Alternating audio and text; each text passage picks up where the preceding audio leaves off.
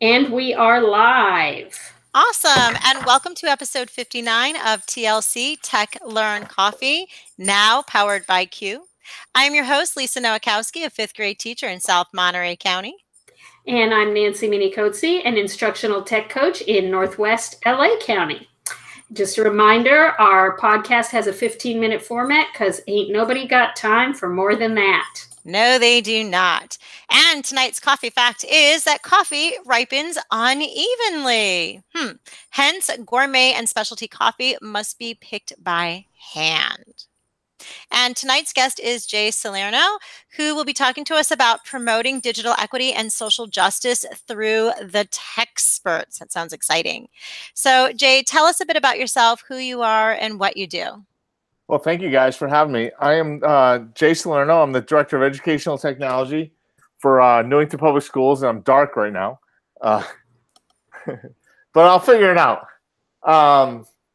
I've been in education for 22 years. I was a high school teacher, computers, and now I am the Director of Ed Tech for a Google reference district.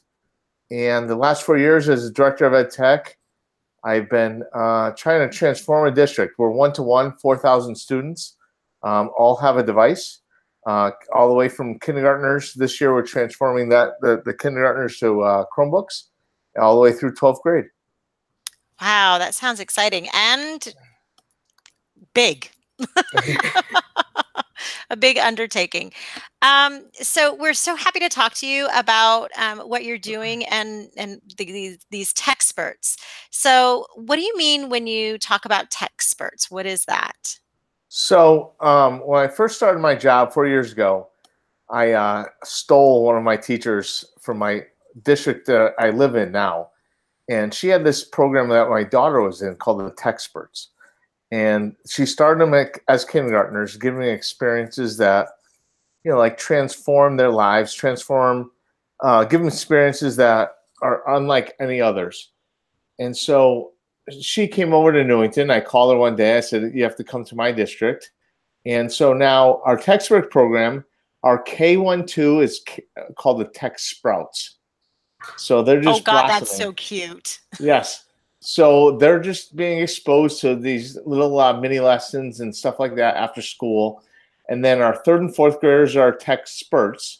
And so they provide experiences. Not only do we give them opportunities to learn stuff, but they give other kids opportunities during their learning time, like during recess, if they want to stay in for recess or after school.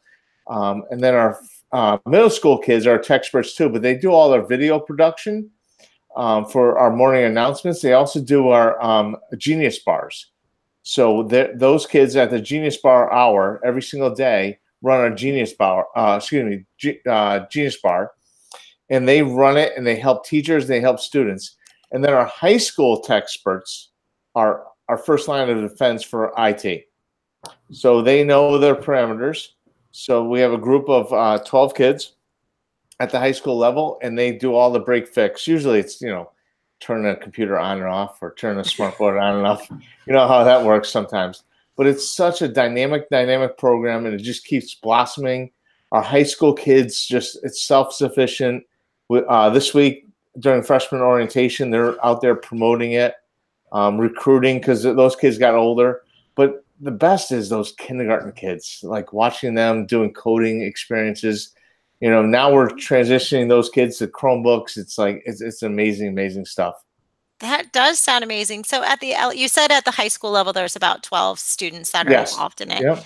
So at the other levels, is it, how many students are involved approximately at those levels? And do they have to apply for it? How do they become a tech expert? So at the elementary level, it's usually our kids are accelerated in math. So during the math enrichment time, we're reaching out to those kids and pulling them out of classes. But we always have a request that for after-school programs, the elementary kids are also required to run maker fairs twice a year. So we have these student-run maker fairs, and I'll share the website later. It's absolutely awesome. It's like the teachers don't do a thing. All these students run these maker fairs, plan the events. It's so much fun.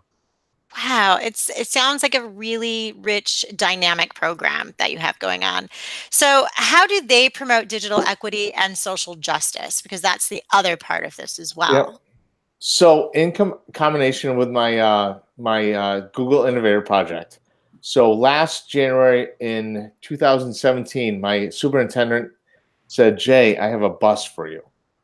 So I have an athletic bus that we transformed into a fully dynamic bus with coding, 3D printing, smart boards on it. So these kids travel all across the district and into neighboring towns and promote this. So we just finished up our Smart Bus Summer Experience, which was absolutely amazing.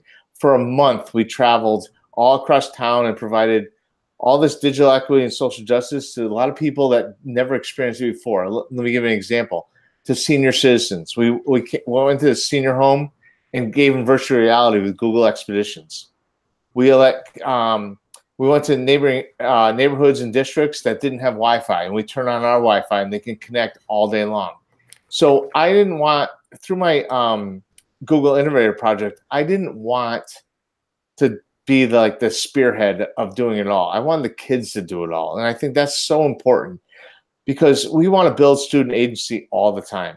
Because as teachers and as educators, we can do that. But you know what? Let's empower our kids to do it and let them provide those opportunities. So, on my website, you can see all these kids teaching kids all these different opportunities. It's so much fun. And, we just try to keep moving it and moving it.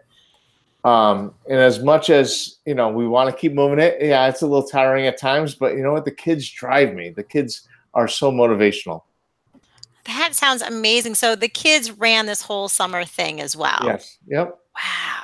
And I saw your pictures on the website too, at the senior center and all of them with the, expeditions up and kind of looking into it in the virtual reality. That was so powerful. That was, I don't mean to interrupt, but that was precious because some of the seniors take me to where I was from, and the kids are driving it. We have third grade kids driving the expedition. There's people 70, 80 years older than them, just take me there, take me there. It was absolutely powerful. Oh my God, what an amazing experience for everybody all around. Gosh. Absolutely. So it sounds like such an amazing program, and I'm already thinking, if my principal will listen to this and go, "Oh, we should." How can others get a program like this started within their own districts or school or whatever? How can they get started? I think you have to start with your core, your core teachers, the ones that are motivated enough to that will drive that during their downtime and giving up that planning period. And then we all know we all have those select students that are just our driving force, in the SAMR model. The kids that drive us towards redefinition, we always want to reach those kids first. And those are the ones that are most powerful. So we select those kids early. We see them early. We do a lot with Hour of Code. So our kindergartners that week during December, we see our most powerful kindergarten kids. And then we just advertise it. And I think that's the biggest thing. If you're doing things that are great, promote it. Because then it's easy. Because everybody lines up after that.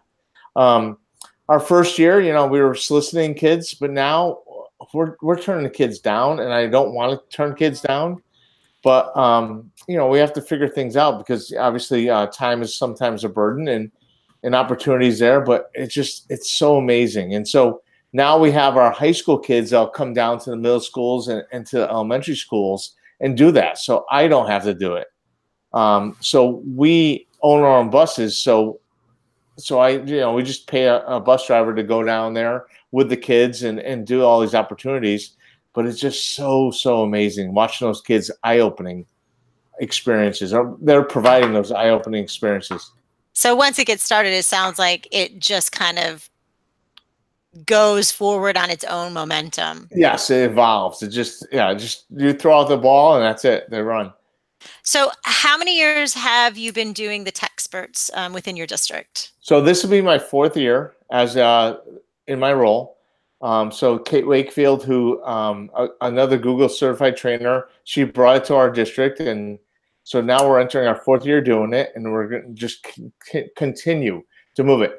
And know what? Another thing that moves it also is I have to present every other month on technology reports to Board of Education on what we're doing with technology. I don't do it. I let these kids do it. So every month we alternate each level, like elementary kids or middle school kids or high school kids. Let them do it. Let them self-promote. I mean, you know, today I had a meeting with the high school kids on how they want to arrange everything and recruit. It's easy. You know, let the kids do it because they are a motivational force. Right. And really, I want to work less in life. So yes, make somebody else do the work. Right. At home too. Yeah. Well, they say that the kids should be doing most of the work, right? It's not the teachers who should be doing the work in the classroom. It's the students. So we're just expanding that in this program. Yes. Yeah. Yes. I think it sounds fantastic and amazing. And all these, you know what I was thinking? I have the best, this is the best gig ever because Nancy and I get to sit back and talk to all these amazing educators like you, Jay, and hear all the great things that you do and just get inspired. I feel so lucky and fortunate. Are there anything else, Ed, before we wrap it up? So is there anything else you kind of want to add in at the last minute here? No, I mean, please visit my website. You guys going to post it later or share it out? Yes, absolutely. We will post it right after we're done talking with you. Okay. Please, by all means, any of the listeners, you guys want to reach out, we can do a Google Hangouts with the tech experts. We can do a virtual tour with the bus. Absolutely. We do it all the time. Share the experiences of the bus to the kids. You can see the kids working on it. Little bit of shout out to Smart Technologies, who's completely sponsored the bus. We were supposed to be at ISTE this year, but the logistics of getting the bus all the way to Chicago, hopefully we can make it work to Philadelphia next year. But the kids love sharing their experiences and doing live, live kind of hangouts or anything you want to do. You guys, anybody can see the bus. I love that. So hopefully some of our listeners take advantage of that and get in contact with you and get this going in their own districts and schools as well. Awesome. All right. So I just want to thank all of our listeners for listening. And if you enjoyed the show, please go ahead and leave us a comment to let us know. Tonight's comment question is, how do you promote digital equity and social justice? And please join us and my dog who's running around Tuesday, September 4th. So it is a special day because we have Labor Day that Monday. So our guest will be Martin Cisneros.